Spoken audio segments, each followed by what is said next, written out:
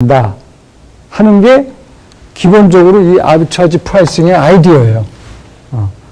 저 아이디어로 파생상품 가격이 결정이 되고 그 중에 이제 처음 배우게 되는 선물 가격, 선도 가격이 즉 퓨처 프라이스, 포워드 프라이스가 어떻게 결정되는지를 이 바로 아비트라지 프라이싱에 의해서 이제 보여줄 예정입니다. 참고로 제가 지난 시간에 선물 가격도 선물을 사겠다는 사람이 많으면 선물 가격이 올라가고 팔겠다는 사람이 많으면 떨어지고 수요와 공급에 의해서 일반적인 그 가격 원리에 의해서 선물 가격도 결정이 된다라고 얘기를 했어요. 이거는 조금 여러분들이 경제적인 접근 방법, 경제학적인 접근 방법으로 얘기를 하면 일반 균형이라고 그러죠. 이 수요와 시장의 수요와 공급에 의해서 결정이 된다. 그런 의미에서는 선물 가격도 똑같이 수요와 공급이 결정된다라고 할 수 있어요. 그래서 선물 시장에서 선물을 사겠다는 사람이 많으면 선물 가격이 올라가고 팔겠다는 사람이 많으면 선물 가격이 떨어지는 거는 똑같은데 그거랑 지금 접근 방법이 좀 다릅니다. 그렇게 수요와 공급에 의한 일반 균형, 경제학적인 표현으로 general equilibrium이라고 얘기를 하죠. 그런 접근 방법이 아니고 파생상품, 특히 파생상품, 선물을 포함한 파생상품의 가격 결정은 일반적으로 아비트라지 프라이싱으로 설명을 해요. 그 개념은 다시 말씀을 드리면 제대로 작동하는 시장에는 아비트라지 기회가 존재하더라도 금방 없어진다. 일반적으로 존재하지 않는다.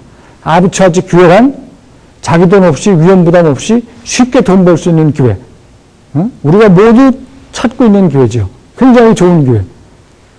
그런 기회만 노리는 사람들을 아비트라저라고 한다고 그랬어요. 요새는 이제 컴퓨터가 발달이 돼서 그런 기회만 나오면 금방 그 기회를 이렇게 따먹는 컴퓨터 프로그램까지 있습니다. 그러니까 그런 기회가 오래 계속될 수가 없어요. 제대로 작동하는 시장에서는 아비트라지 기회란 존재하더라도 오래 갈 수 없다. 그게 이제 기본적인 아비트라지 프라이싱의 아이디어인데 그걸로 일반적인 모든 파생상품 가격 결정이 되고 선물 가격, 선도 가격도 그걸로 설명이 된다 이겁니다. 그런데 그 얘기를 하면서 이제 가능하면 그 파생상품의 기초자산이 선물의 경우도 다 기초자산이 있죠. 파생상품이니까. 인베스트먼트 에셋일 경우 이 아비트라지 프라이싱이 100% 성립한다라고 보는 겁니다. 그래서 아비트라지 프라이싱에 의해서 선물 가격, 선도 가격이 결정되려면 이론적으로는 그 기초자산이 인베스트먼트 에셋이래야 됩니다. 즉 투자자산이래야 돼요. 투자자산이면 예를 들면 채권이나 주가지수나 그러면 그 기초자산은 순전히 투자 목적으로 사람들이 찾고 있는 것이기 때문에 이 아비트라지 프라이싱의 논리가 100% 성립이 됩니다. 그런데 이 기초자산이 만약에 컨섬션 에셋인 경우는 소비자산인 경우죠. 우리나라 말로 번역하면 소비자산인 경우는 아비트라지 프라이싱의 원리가 100% 성립이 안 될 수 있어요. 지금은 여러분들이 아비트라지 프라이싱을 아직 본격적으로 설명을 안 했기 때문에 조금 이게 무슨 말인가 의아할지 모르겠는데 요거는 그래서 조금 뒤로 미룹니다. 소비자산일 경우는 100% 아비트라지 프라이싱의 논리가 성립이 안 되기 때문에 조금 더 구체적으로 설명을 하면 이게 등식으로 아비트라지 프라이싱의 원리가 성립이 되면 모든 선물 선도 가격은 등식으로 성립이 됩니다. 이렇게. 그런데 소비자산이 되면 등식으로 성립이 안 되고 이게 부등식으로 성립이 돼요. 그래서 소비자산의 경우 이 부등식으로 성립되는 얘기는 오늘이 아니고 내일 시간에 이 얘기는 마저 할 예정입니다. 오늘은 이 아비트라지 프라이싱 논리에 의해서 선물 선도 가격이 이렇게 등식으로 성립되는 그 원리에 대한 얘기를 먼저 하도록 하겠습니다. 그런데 이제 아비차지 프라이싱 얘기를 하기 위해서는 여러분들이 또 하나의 용어를 알아야 됩니다. 그게 숏셀링인데 이거는 우리나라 말로 공매입니다.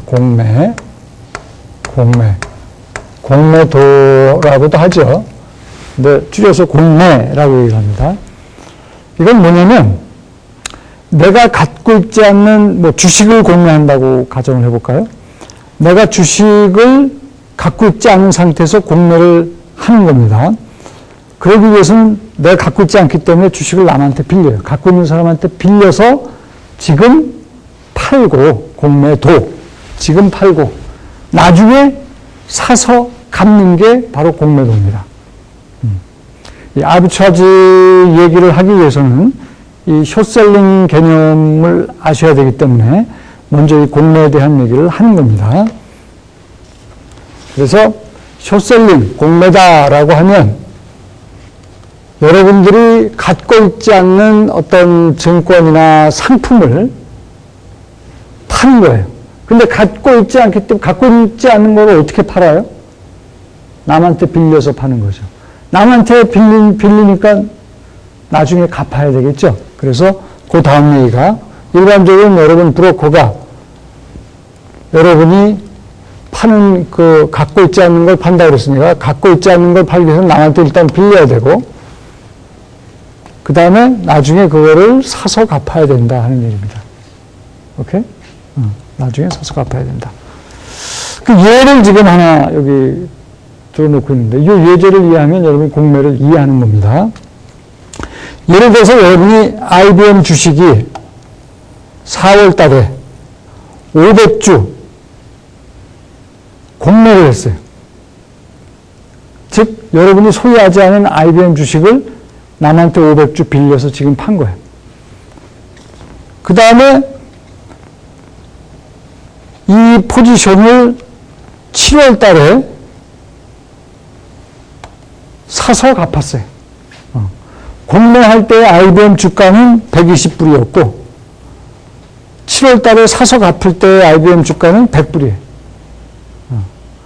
그러면 이런 매매를 통해서 여러분이 일단 이익을 보겠습니까? 지금 120불로 비쌀 때 내가 갖고 있지 않는 IBM 주식 500주를 빌려서 팔고 얼마에 팔아요? 120불에 팔고 4월 달에 7월 달에 가서 이게 100불로 떨어졌을 때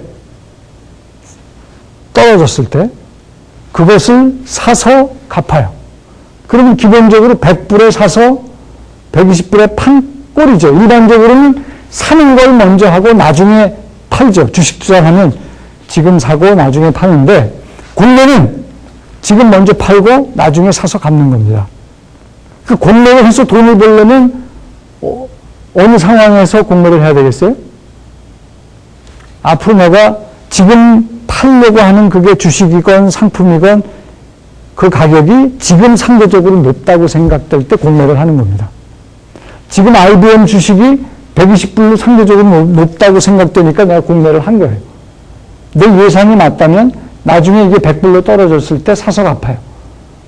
그러면 나한테는 한 주마다 얼마씩 이익이에요? 110-100불, 20불이 이익이죠. 500주만큼 공매를 하고 나중에 사서 갚으니까 500 하면은 10,000불만큼의 이익이 생기는 겁니다. 아시겠어요? 그러니까 공매를 했는데 주가가 떨어지면 내 예상대로 많이 돈을 버는 거예요. 그래서 싼 가격으로 사서 갚으면 되니까. 근데 공매를 했는데 만약에 거꾸로 IBM 주가가 올라갔다. 그럼 난 손해보는 거죠. 나중에 비싸게 사서 갚아야 되니까. 지금 팔아서 받은 돈보다. 아시겠죠? 그게 공매고, 여러분 공매 개념을 잡는 게 이제 여기서는 중요하고, 만약에 내가 판 IBM 주가가, 그 주식이 500주인데, 지금 팔고 나중에 사서 갚는단 말이죠. 근데 지금은 4월이고 나중에 사서 갚는 건 7월인데 5월쯤 돼가지고 배당이 있었어요. 배당. 주식은 배당을 주잖아요. 주당 4불씩 배당을 줬어요. 그러면 이 배당은 누구 겁니까? 나는 빌려서 팔았을 뿐이고 나중에